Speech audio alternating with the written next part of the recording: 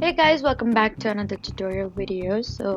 In today's video I'll show you how to troubleshoot the Gemini not available in your country message.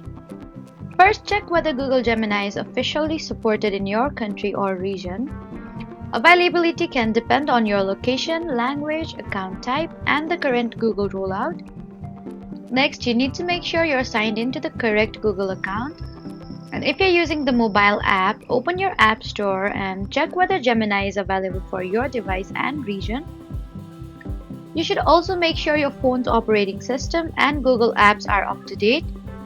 And if you're using a browser, try opening the official Gemini website while signed into your Google account. So that was it for the video. Please do not forget to like, comment, and subscribe for more helpful tutorials.